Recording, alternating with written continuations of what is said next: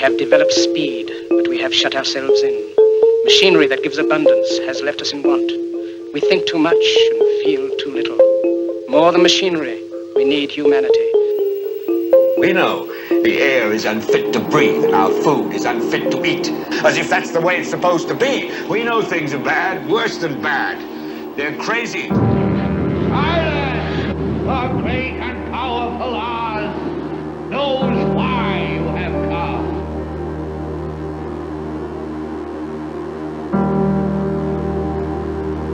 You've got to say, I'm a human being. God damn it! My life has value. You have meddled with the primal forces of nature.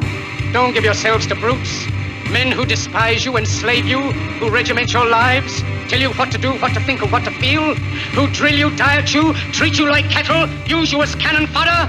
Don't give yourselves to these unnatural men with machine minds and machine hearts.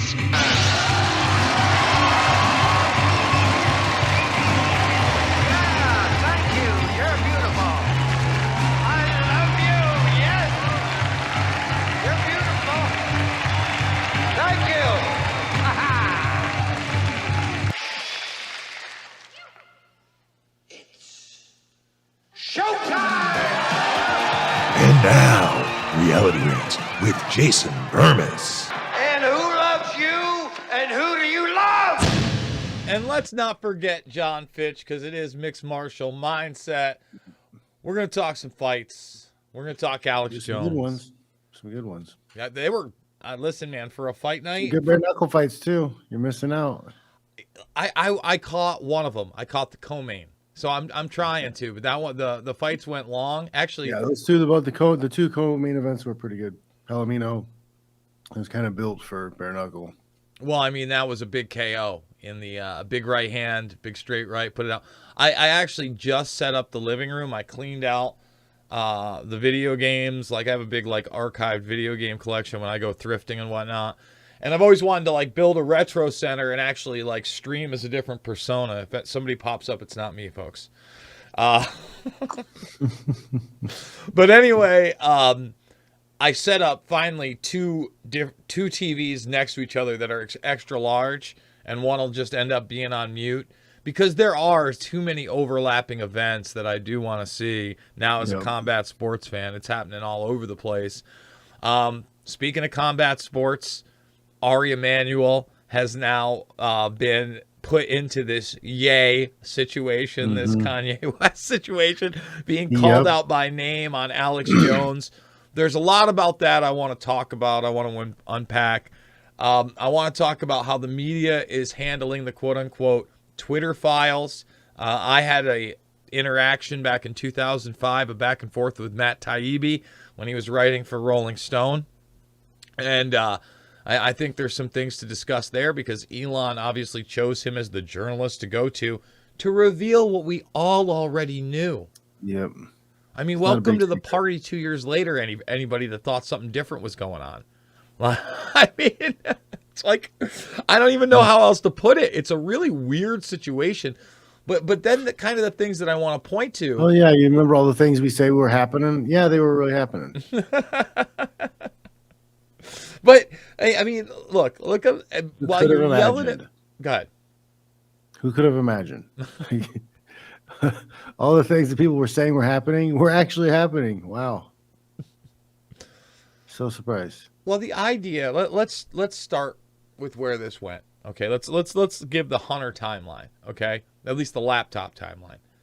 Now, prior to that laptop leaking, right? There was this guy who was supposedly a defector from the CCP. There was this viral video, and he was talking how the CCP was blackmailing him, and he was using, I want to be careful because we're on YouTube, the idea that there was a multitude of child sex abuse videos on this thing.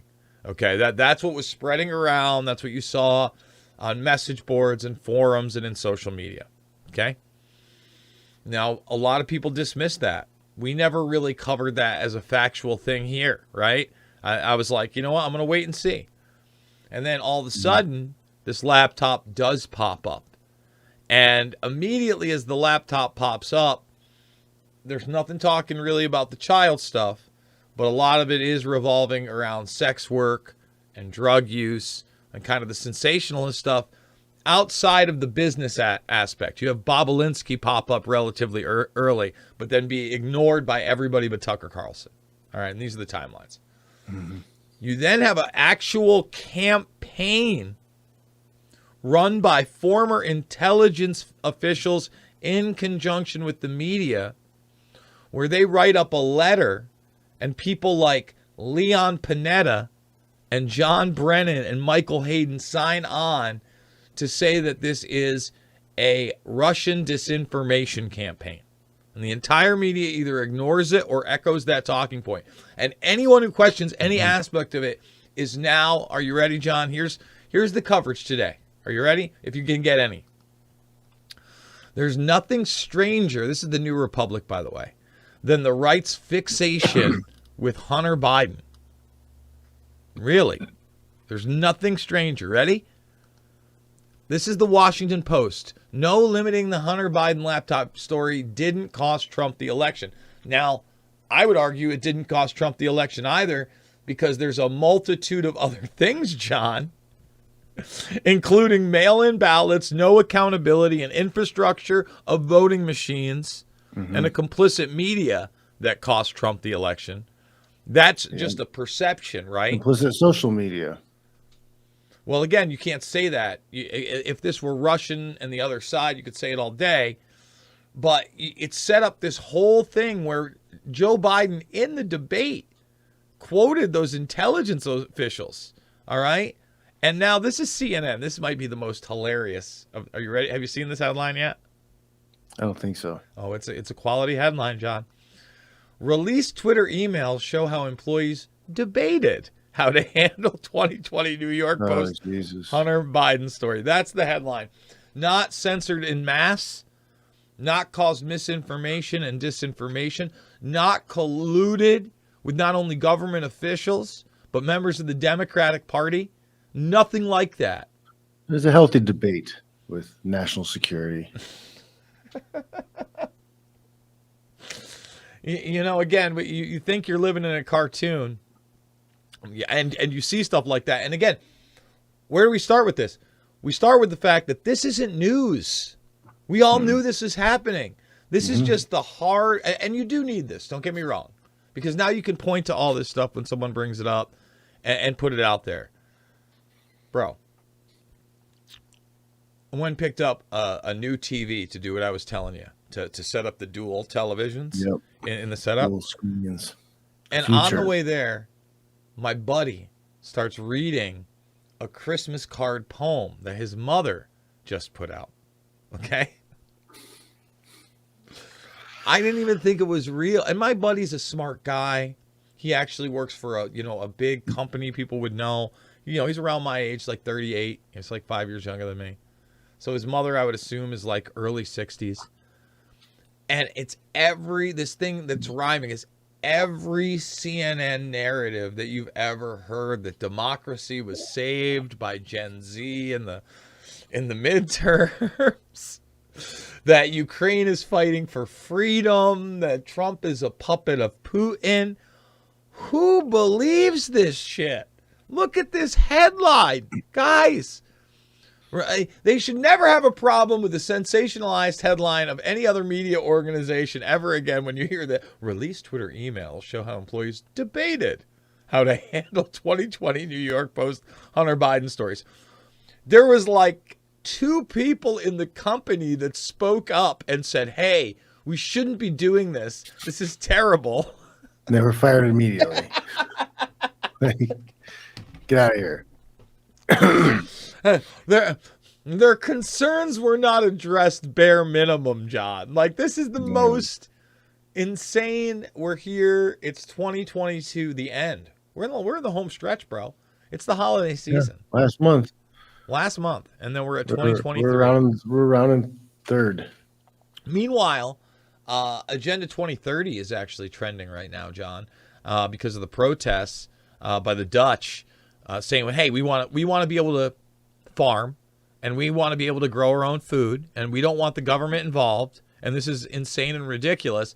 And earlier today on my early morning broadcast, I played this video put out by the United Nations in 1973. They tried to come at me with a copyright strike, by the way, everybody. Just to let everybody know, we're fighting a copyright strike on that one. And I only played like 10 minutes of it, not even, maybe 5 minutes of it on the unpaid portion of the broadcast. The limits of growth, the United Nations, okay? So the Club of Rome had this supercomputer, John. And obviously. Can't do anything without a supercomputer. You know what? Let's just show it, because when I say supercomputer, it's laughable now. It's like a glorified word processor. I'll cut the mic off. It's like not even a tenth of what your phone can do, bro. A tenth, not a tenth. I mean, it's not a thousandth, right? First of all, they're showing all these graphs, and the basis continually is that people are bad. We're bad, John. And the population, no matter what you do, even if when they stabilize the population, here it is. Like these are the models, but there was just the computer. Here it is right here. It's like a word processor. And they're feeding all these things. And no matter what they fed it, basically we're doomed. Even if they institute all their population control, and they had all these numbers, that all these things. And by the way, it says Rome. This is the Club of Rome document, man. So this is the Malthusian, people are bad, whole thing. Every model they ran, no matter what, John, we're doomed. Everyone. And it's ridiculous. And people point, at least in the very end, they let people, like there was this thing where the critics were saying, hey, if garbage in, garbage out, you program something to say something, it's going to say it. This is ridiculous. And they were saying like copper was going to be gone in the 80s and silver was going to be gone. And they were talking about zinc being gone in this thing. All predictions that never came true. Okay. All ridiculous. But this is the propaganda that we continually run off of with the World Economic Forum, right? Like this is it. We just got to believe. Bullshit theories. Bullshit theories that somebody thought he could make some money off of. Well, I mean, it's bought up by academia, right? It's it's a bunch of rich instructing people. Each other off. Oh, wonderful paper. Too bad when you apply it, everything turns to shit. Exactly. I mean, look at the policies the supposed academics have now put into place throughout this country. The smart class, right? It's wild to me because there's no length of failure that can be taken in where the people will be like, oh wow, that was a really bad idea. We shouldn't have done that. It's always, oh no, you should have went further with our idea, or it's your fault because something else didn't happen, or that wasn't real communism. Some kind of crap like that. Always. Yeah, that honestly should be your shirt. Our idea didn't work. Maybe we should shift. I mean, for these people though, it has worked out, right? They've been able to consolidate control over the auspice of a bunch of human beings are bad and we need to work together, and they're benevolent, right? We're talking about, that was a UN peace, United Nations. In fact, when they're showing you footage, because it's from 1973, the World Trade Center is still being built. And the front facade of the UN isn't even green all the way up with that window. They're just starting to put the window panes on. That's how old it is. And it's the same talking points again and again and again. There's too many people having too many kids. They even talk about a 2-child policy in there. And it's always scarcity. And the funny thing is, in this one, what is a little bit different is they haven't come up with the carbon dioxide scam yet, but they still talk about, greening the economy, and they still have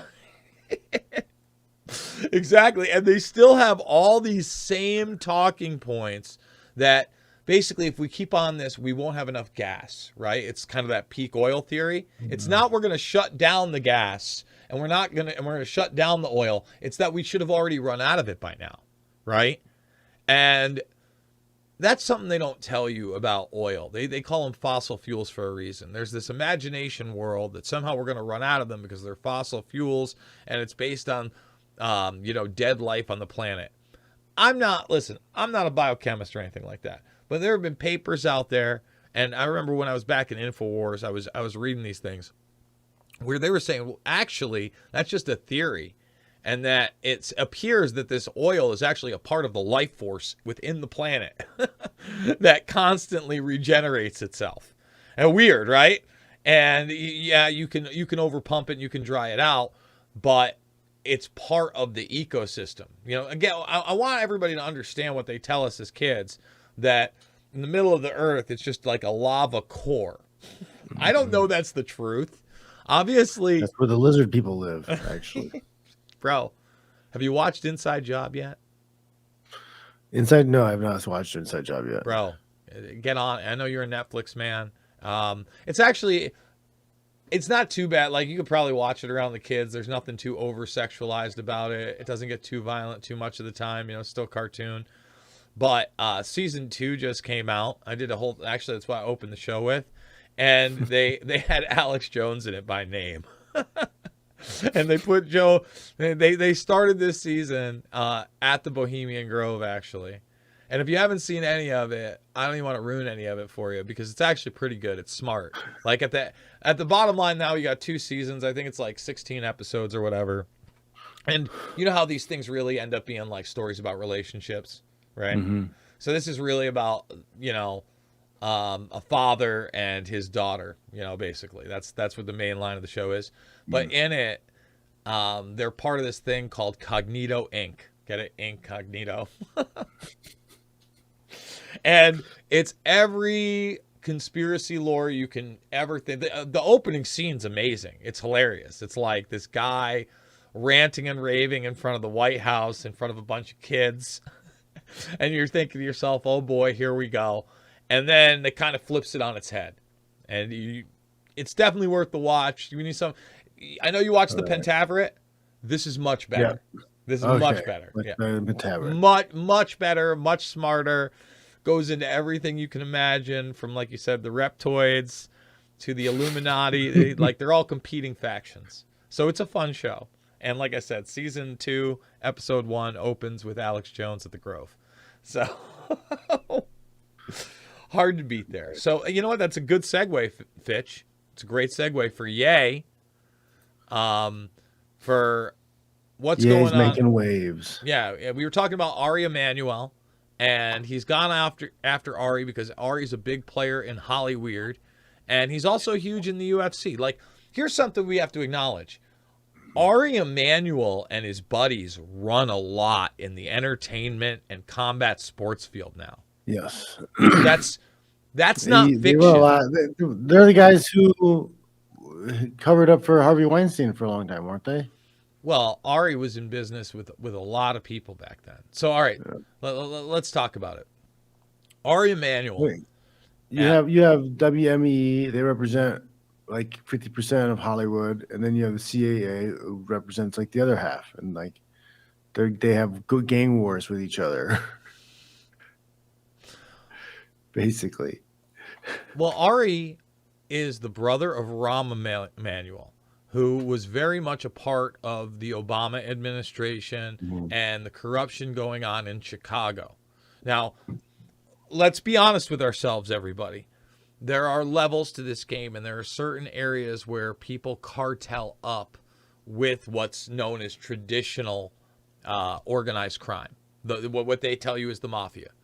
And 3 of the major regions, I would say the 3 most major regions, possibly excluding Florida and Texas, okay, because those are big too. I'd say that would round out the top 5. What I'm going to say is New York, in particular New York City, obviously, in that area, Chicago and Illinois in Middle America, that's their hot spot, and then you go into California and LA, and basically Hollyweird. And those are the 3 hotbeds for all of distribution, the culture, everything. And Ari Emanuel is the guy, like you just said, right?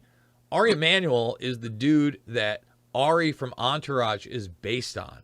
And then you got his brother in Cartelville in Middle America, okay, as part of the most corrupt political system in the world, rising up to being a part of the administration, a big part of it. Rahm Emanuel's not a good dude. Ari Emanuel's not a good dude. Ari Emanuel then is, again, has so many political ties, not only in this country, but in Israel and in the entertainment industry, and basically globally, that the Saudi Arabians who invested in the UFC prior to them going public got the old pasta fazool job and got their, I mean, think about this in any terms, got their initial investment in whatever they had made back before that deal was there, based on what happened to Jamal Khashoggi. And who brokered that deal? Ari Mother Truckin' Emanuel. That's another level, guys. Now, forget about Ye. Forget about Ye Day, okay, and whatever he did to Kanye West. The amount of money the UFC was brokered for in that deal that they no longer had to share with the Saudis that had invested in that was in the billions of dollars on that deal, and billions in the future. That's the kind of power that Ari Emanuel has. And now Ari Emanuel is calling on everybody to no longer do any business with Ye. I'm not endorsing what he said. I think in a lot of cases, whether he realizes or not, he's having a mental break. I heard the theory today on actually Alex Jones's show that it's now coming out that apparently he owes $50 million plus in back taxes. And Robert Barnes, who is Jones's lawyer, but also represented, he represented Wesley Snipes in his case, okay? And, you know, obviously a lot of those, he beat a lot of those charges. They put him away, but they put him away, you know, on small charges for a very short amount of time for what they said he owed. And they worked out a deal. He postulated that Kanye might be on this tour, like he came into InfoWars with the mask and the net for Netanyahu and the crazy voices and saying, I love, you know, Hitler, which is ridiculous. I know, it's over the top. And with, you know, Nick Fuentes saying he agrees with him here and there and blah, blah, blah, that he might be trying to come up with an insanity defense so that he can't really be found guilty. And if he is found guilty on those crimes, he won't go to jail. I know you haven't watched all of it or a lot of it. There's a lot to swallow. Yeah, I mean, that's possible. Money is a strong motivator for a lot of people, so maybe that's something he's trying to do. But could also be that the guy's a billionaire and people are telling him what to do, and he's just making a point of like, no, you can't tell me what to do. I'm going to say whatever I want, no matter how horrible you think it is. I'm just going to do what I want. So what do you think? He's pushing the troll narrative? That's what the like what if he's just so tired? I mean, you're talking about a guy who worked his ass off, came from nothing. It's literally worth $1 billion. And like, think of another billionaire you could name who people tell what to do. Yeah, you know? I don't know. You're not allowed to, you know, you're not allowed to vote for this president. You're not allowed to say these things. So like, he's coming from a place where everybody kisses his ass, everybody worships him, you know. So he hears yes a lot. I think that's a big problem. Goes out into a bigger world, and people are telling him what to do, and he's like, "Wait a minute, how are you telling me what to do? I'm Kanye. Like, why would you tell me what to do?" I don't know. I could see that too. If you're that rich, if you're that powerful, why wouldn't you flex your ability to do whatever you want to do? No, I think that's even if it's awful. Like, well, I think you're right, bro. Like, I think all right. I think that when you saw, you know, back in 2016, everybody calling him crazy, and then him going to the hospital and everything. I watched that speech, and there were parts of it that were on point, and there were parts of it that it seemed like he was losing it. When he started going on this tour of, you know, doing interviews and saying these things candidly, there were parts that I think were very on point, and I thought there were parts that I was like, okay, this is fed into his ego. You know, anybody, first of all, he's obviously very intelligent, and to be that successful, you have to be very driven, and you have to be very ego-minded, right? You have to constantly be telling yourself you can do these things. You know, you were in the highest levels of combat sports. That's a big part of the game. If you're not there every day saying not only... There's a level of like delusional overconfidence you have to have. You do. On everything. Yeah, like especially when you're in the entertainment world. It has to be... And now you're in the business world with fashion. You're in there with sharks, deceptive people, etc. You're constantly going to have to think that you're better than them and promote that idea. But then, like you said, you have this tendency, especially with a lot of success, that you can't be wrong. And that overconfidence is then exposed and it morphs into something else. By the way, we're on YouTube. Can we get 100 thumbs up? We got 200 plus watching. What are we doing over here? It's Mixed Martial Mindset. Let's do it. We got John Fitch over here. And remember, guys, just to let everybody know, in a world full of censorship, this just happened today. I'm going to say it because the Junkerman files. This is a follow-up Epstein video I did years ago on Nicole Junkerman. And I just had Johnny Vedmore on. I recently just put out that premium video from a few weeks back. This has now been completely blocked and censored in several other countries. She's come after these videos. I will say this. We talk about free speech and we talk about censorship. Well, you can still watch this in the United States, and it's something I'm considering ripping. I might rip this one, and I might rip the other Junkerman video and put it up over at Rumble for people to see. This is the video right now. The second hour is free, redvoicemedia.com/Jason. Remember, for 1 week, you can get $1. You can check all of it out. We're 8 to 10 a.m. That second hour is censored, but every 2 weeks we release it anyway, and you can listen to it live over on Podbean, so that's also streaming. I love the guys at Red Voice Media. They're making it possible, whereas a lot of media outlets, they parrot the same thing, right? Let's talk a little bit more about this Twitter thing. Aside from the mainstream saying it's not a big deal, the other side of the coin is Elon Musk is the best. He's saving the world. He's saving free speech, John. And meanwhile... Well, it's the same thing with like the Trump, you know? Like, it was fun to throw him in there into the gears of all the bullshit going on. But he was lacking. He's lacking. You can let him go. You know? We don't have to turn everybody who does one nice thing or one good thing into Jesus, right? There already was a Jesus. we don't need to make, they try to make Jordan Peterson Jesus, try to make Trump Jesus. Not trying to make Elon Jesus. Nope. You're gonna have to handle your own business around you. Be glad that these guys are making little changes here and then, but stop worshiping people.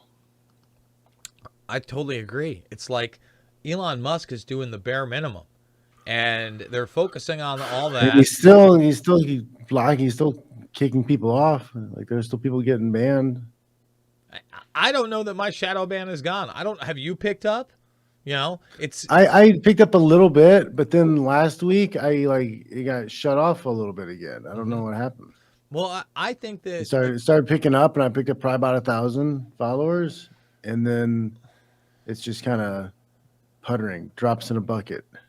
I don't know that the algorithm has changed other than to promote and pander to the conservatives again. Okay, you know what I mean? So if you're outside of that box and you're questioning both sides of the spectrum and you're not MAGA, Trump, or, it's happening, Elon. Because, you were concerned about the Neuralink brain chip presentation more last week, and you're concerned about the satellites. I watched Spies Like Us with my girl. Now the movie was like 83 or 86, something like that. Aykroyd Chase classic. Yep, it was great. And they had like the Star Wars stuff, right? Remember, they were shoot off a missile and they're going to shoot it down with their Star Wars stuff and their satellites. That was, almost 40 years ago.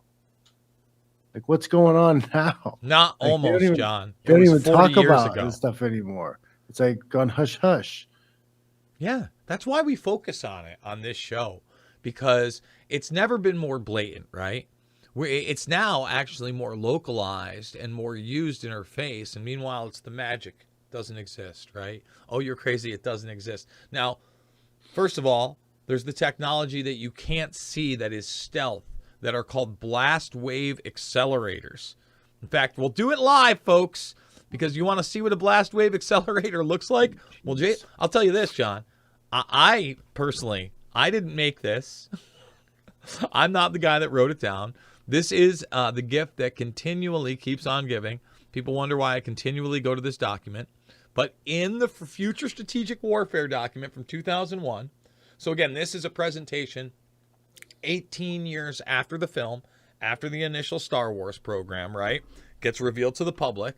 We'll just hit Control F, good people at NASA, and let's go with blast.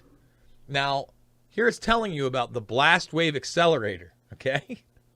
It has a global precision strike on the cheap, no real barrel. And this is back then. $200 a pound for the projectiles. Notice how it says no plume, affordability, ferocity, reaction time, even survivability, recallability, and effectiveness. Again, use it over and over and over again. And notice that it says nanosats underneath, nanosatellites.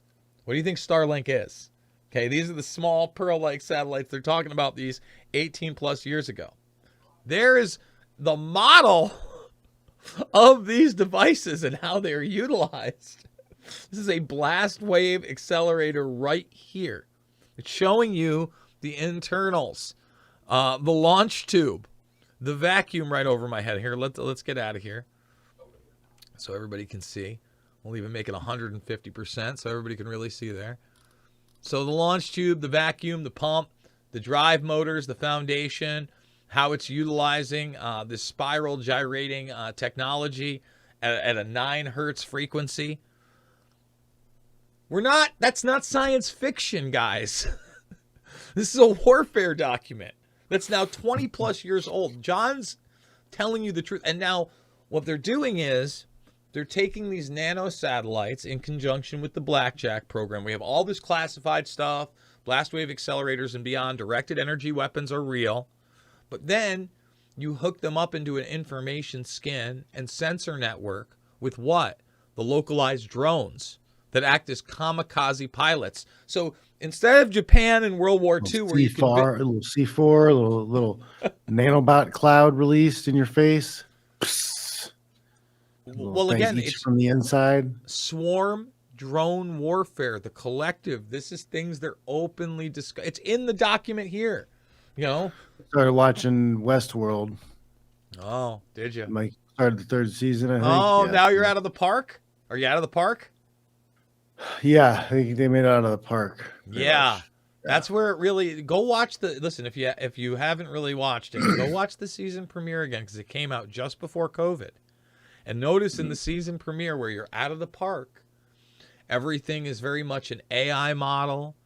Transhumanism is everywhere. Automation is everywhere. The main nobody knows what's who or what's real. Everything's fake and a robot. Well, look at the first episode where he keeps having the conversation with his buddy, and he goes to his job interview, and everybody's socially distanced, and a bunch of them are in masks as well. The masks are now part of society.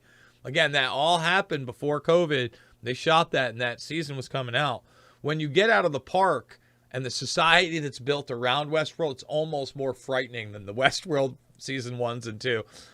Again, that's where they want to take society. They want to trick you with it's going to be like a park and a ride, and they're sex robots, right? It's going to be beyond even the VR experience, but the VR experience is eventually going to be there, right? They have to have them in conjunction because they want to replace you. That's what, have your Neuralink, but don't worry, we have the Optimus bot. Today I was playing videos. Put you in a pod and uploaded into a controlled environment. You know what? I think this one we will play audio on. But this is a clip I played earlier today to kind of emphasize the human importance of all this and why, for instance, they have Grace's cousin, it's Sophia's cousin Grace, the COVID robot, so human, okay? Because this guy reveals that this is the guy who started Hanson Robotics, and he just nails it. They need to acclimate you to the idea of these devices, and they need to make them as human-like as possible. So here we go. Hospital staff overwhelmed during the pandemic, said founder David Hanson. So we designed Grace to look professional in a healthcare setting. So that would mean so that she would resemble the sort of human-like appearance of healthcare staff. And so then this would facilitate more natural interactions. A human-like appearance facilitates trust and facilitates natural engagement because we're wired for human face-to-face interactions. That's just the way human beings are. And so giving her a face that would be familiar to people, comforting to people, and also language abilities that are comforting. So we now have Mandarin and Cantonese capabilities for the Grace and Sophia robot platforms. So it's largely been launched in Asian countries, but it was also in Australia. So he tells you right there, we're trying to comfort these people. We're trying to build trust. You're more likely to trust something that looks human-like. This is the merging, guys. They want to get you to accept this while you're going to lose your very humanity. I'm warning you. You know, again, once again, when we're all debating on what's going on with Ye and the Hunter Biden laptop 2 years in and Joe Biden who runs nothing. Again, it's poopy running down his leg. That's it. I haven't heard Kamala cackle in a while. Dude, the last video I saw, there are 2 videos I saw of Kamala, which were total train wrecks. There was the fishing video. Have you seen that yet? No. It sounds glorious though. We're gonna do it live. And then there was the little Kamala girls Harris, dancing and video. This is a body of water. And in the she's body not of water fishing. there are fish. No, she's not fishing.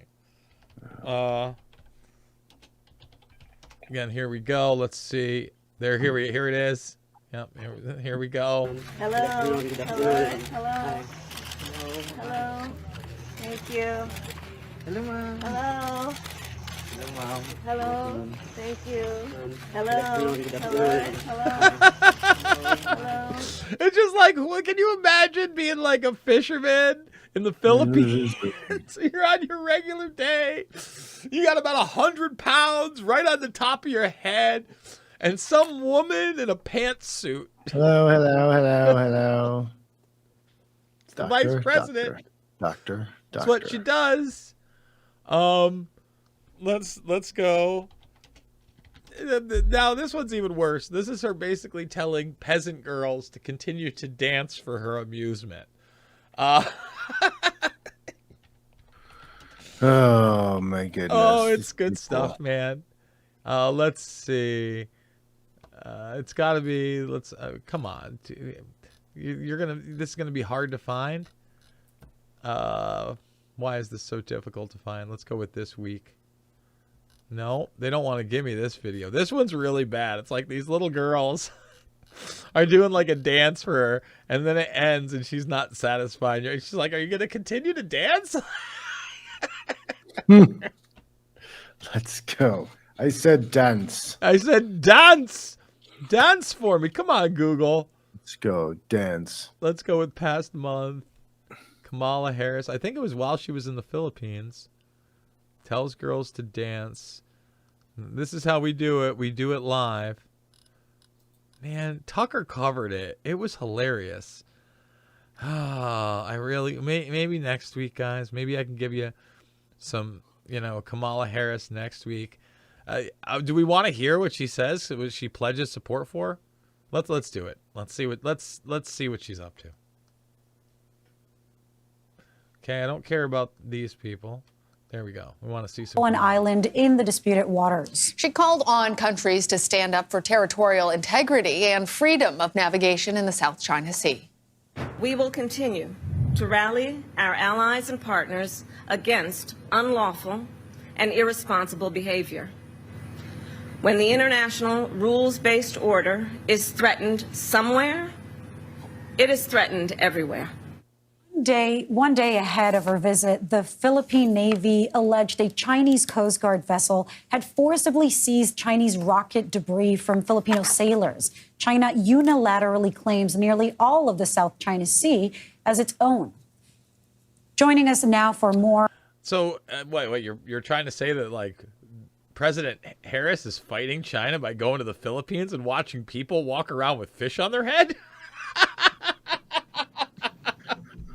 Taking a tough stance on China by staring at guys carrying fish.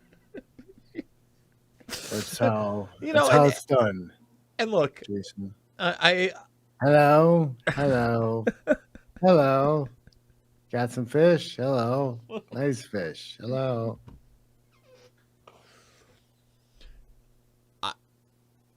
I don't want to worship Fox News, right?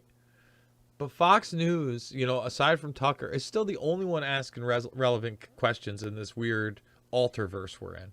And again, let me make sure everybody understands. I'm not worshiping them. But I'm happy that somebody has a press pass. It's a weird thing. Like, I'm wondering if they're all in on it because I used to absolutely hate Tucker. Oh, me too. I remember bow tie Tucker. I want to punch him right in the face. Me too, man. Listen, so bad. You know what? I'm not going to go after Tucker. I'm wondering, they just okay, it's our turn. We'll take the rational side now. You know what? I don't know, man. The thing is that I was around for the Tucker turning, and one of the shows that I used to go on, I was talking about Matt Taibbi, and I think that Matt Taibbi's come around a lot. Before I talk about Tucker for a second, let me just hit on Taibbi and the Twitter files. He's now being eaten alive by people that worshipped him when he went after me because I was the fake news and I was the disinformation. And anyone talking about 9/11 truth was bad, right? And Taibbi even went after Jones back in the day. But progressively, he's gotten way better. And now he's disinformation and he's misinformation and he's the conspiracy theorist. Yep. I hope the irony's not lost on you, bro. And I hope that you come back to the real issue and you look at 9/11 not just as a catalyzing event, but one that was an international intelligence op. Okay? And now let's get to the Tuckster. So I was in the circle of the Bubba the Love Sponge radio network. So I was constantly on a show called Dangerous Conversation, and Bubba even had me on once, right? And so in that circle, guys like Brent Hatley, I still talk to him. He ended up becoming Howard Stern's main producer for years over there at SiriusXM. Took over, one of the big spots. So I watched Tucker because he was a guest. Every week he'd come on Bubba. And some of the things that they still go after Tucker about being a racist and a bigot are those conversations he's having with Bubba because it's shock jockey. And they're talking about, I think, Mexicans or Puerto Ricans not being great people. I'll tell you right now, not necessarily being funny and saying some pretty derogatory things. But that was the show. You know what I mean? Tucker also, in the very first instance that I've ever seen him confronted about Alex Jones back in the day, bringing it back to Alex Jones and what we were talking about, was by Adam Kokesh, who's still around in the civil libertarian game and the anarchy game and the autonomy game. But he asked Tucker Carlson at an event what he thought of Alex Jones. What do you think Tucker Carlson said? Nothing good. Fuck Alex Jones. Was literally the first words out of his mouth. That's exactly what he said, okay? I think that some people have the humility eventually to look in the mirror and say, I was wrong. And Tucker's done that on a lot of things publicly. I think he gets a lot wrong, too. We've had that discussion. I don't think we need to be talking about everybody being a terrorist. I think at 9/11, he's still way off base, but he's gotten way better. It's like the best thing on television at this point, unfortunately. Now, is it all part of a game? My brother would tell you it is. There is certainly that conversation to be had, but then I also have to hear that Alex Jones is a Fed, right? For instance, I went in on, I hosted on a show on American Media Periscope called Making Sense of the Madness. If you didn't get enough Bermas last week, 4 full more hours of Bermas. Okay, everybody can go check it out. And at one point, I interviewed this gentleman right here on the Biden family investigation. Boz Basel. I'm not making that up. He's a legit CIA guy, special forces guy, who also ended up on the Blacklist, the TV show. Okay. And at one time, Fitch, during the interview, now is this somebody I should trust? I don't know. Basil. I don't know if I can trust somebody named Basil. But I can't imagine that Boz Basel is his real name. Probably his legal name, but probably because he was in special forces and merc work and all that stuff. He's a legit guy. I looked him up. He's very legit. Okay. Just sure he's not an Austin Powers character. Dude, you should see the guy. He looks like something out of there. Basel. You should watch the interview. It's entertaining. Yeah, everybody. baby. Again, over at American Media Periscope. I would encourage people to. In the middle of the interview, we're talking about these networks, and he's done child rescues. He's done a lot of them. He heads up a network called ARC, I believe it's American Rescue Center for Children. Okay. And he starts talking about some agent that did file a report on Epstein in the early 2000s. So I'm a journalist. I'm wearing a jacket for this thing, everybody, with Basel. And I'm like, wait a minute, hold on. It's a big story. I've been following this thing forever. So I bring up the point that we didn't know about Maria Farmer going to the FBI and the NYPD till much later on. That's in the late 90s. I go, when did this report get made up about Epstein, and what agency was it for? And immediately he's like, he wouldn't tell me what agency it was for. He said it was in the early 2000s, and he wasn't able to disclose it. Now, is that misinformation or disinformation? I don't know. I asked the question. He basically says it's commonplace that people within the agencies will write up reports like these, and they'll essentially be put on the back burner and blacklisted. It's a possibility. It's tough to tell, man. It's tough to tell with the media, right? Yeah. We played it on this show, right? That CIA guy from the 80s basically laying it down and naming names of journalists he had compromised. No, yeah, yeah, it's like, especially these guys who've been plugged in for 20 years, 10, 15, 20 years in one place, and how much of them are controlled? How much of them are a part of the narrative control? Who really knows? It all seems so fake and made up at this point. Yeah, and the reason I started on it, I was, commending Fox News, was because they're the only person that sent a reporter in there with a press pass to ask Tim Cook about the working conditions and shutting people out of airdrop so people could communicate outside of government restrictions. That should be every media organization. And we all know the answer, because China is the model for the future. China is the model for the future. That's what they want. Command and control, social credit, and carbon emissions that control every aspect of your life. So, again, China's not actually doing anything, but they're going to sign on to that system because they essentially want to institute it too. But they'll be exempt just like our military is exempt. We don't even talk about real carbon emissions. You're the carbon they want to reduce. Yep. Yeah, that's it. Fitch, let's talk fights. UFC, exceptional card, big audience. A lot of people came out in Florida. Long card, 14 fights. Excellent undercard, very evenly matched. One of the better fight nights they've had for a little while. I thought it was super. I thought, especially the main event, man. Holland and Wonderboy delivered. Yeah, it's too bad that Holland broke his hand in the first round. Well, that first round was great, but the rest, that's. You also don't let the guy off the mat when you're on top of him mounted and he's tired and you've got clear elbows. Well, he's got a broken hand. He lets the guy up off the mat. Do some damage on the ground. He can do more than be a punching bag after his hand is broken. He can still try to throw elbows. He can still try to clinch fight, put him in the fence. He can use knees and kicks, leg kicks. He could have, especially with Thompson's stance, it's a little more sideways because he's that Taekwondo karate stance. Mm-hmm. Beat the legs up. Focus on beating the crap out of the legs. You got 4 rounds to beat the legs up after his hands broke. But I don't know. It's just first round, absolutely great, very competitive. But then it was just Kevin Holland being a punching bag for 4 rounds. Mm-hmm. And if Wonder Boy is that great, he should have been able to put the guy with one broken hand away. Well, I thought that Holland was pretty competitive in the second and third, more so in the second. I thought obviously the fourth he started to fall apart. I was glad that they called the fight. He was taking. I noticed a big downgrade in output from Holland in the second round. You thought so, huh? Yep.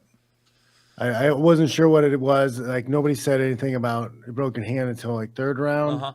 But I definitely noticed. I was like, I didn't know if he was tired or what, but he just wasn't. He didn't have the same level of output. He was starting to get lit up. He was absorbing a lot of punches and kicks. You know, they're blocked, partially blocked, but you can't take that many of those. You can't just keep taking leg kicks to the arm, even if your hand's getting up. Like, I don't know, man. It's when there's no shift in game plan, or you're not changing your fighting style. You just, I don't know. You just kind of shut down and was getting hit a bunch. A lot of hungry underdogs winning that fight. A lot of people going out for the bonus. That knocking out Tai Tuivasa in 1 minute.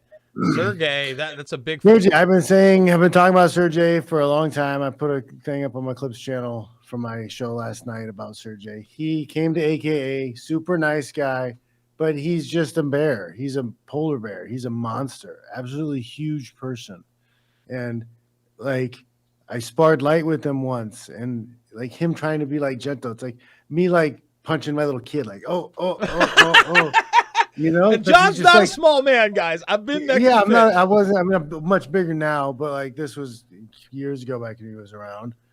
You know, I was still 170, but he's just a huge person. So like even like the little jabs, you're like holy shit, like you're running into like a tree when you catch a shin or a knee or whatever when he's moving. So like that guy's gonna be a monster because I don't see too many guys who have the precision that it would take to get in between his wide punches, and he's just gonna like pummel you. He's gonna get to you.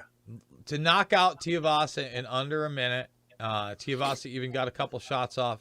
He's in contention, and you know what? Maybe he does better if he can stop the shot on a Gon, or even somebody like Francis Ngannou that apparently they're going to start.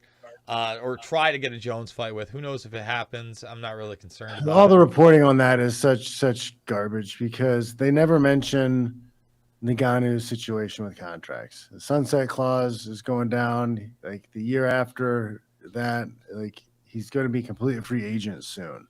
They're talking about, oh, well, they don't know if they can get the right date. It has nothing to do with the date because Ngannou did have some knee surgery. While he was taking the time off, you know, you knew he was going to take a year off, so why not get the work done? So they're talking about, oh, they don't know if his knee's going to be ready in time. It has nothing to do with his knee. It has to do with the deal he gets. Is he going to get an They don't give actual... a rat's ass about his knee, you know, at all. Yeah. I thought RDA calling out Conor was smart. He mentioned the steroids really quickly. I think that's actually a good fight for both of them, and it doesn't matter what you do with Conor. He's a big pay-per-view draw. Let's just hope he doesn't rape away before then. Before I make another comment, new yearly subscriber, that's a lock-in at Rockfin. Thank you. Really do appreciate that, Lisa Ivy. That really does help, especially in the holiday season. That's nice. I'm sorry. Yeah, RDA looked amazing. He looked pretty great in that fight. Clay Guida, always fun to watch win. But I don't know who the guy was he fought. I don't know. Scott Holtzman? He's been around for a while. Yeah, I know Scott Holtzman. Kind of a journeyman, dude. Like Holtzman's kind of the guy that never got more than 2 wins in a row. He might have like a 3-win thing. He's been fighting UFC maybe 8 years.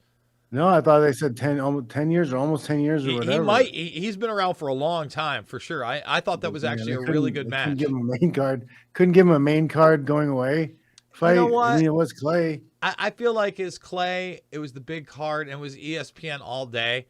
That's the other thing. It was on main ESPN all day.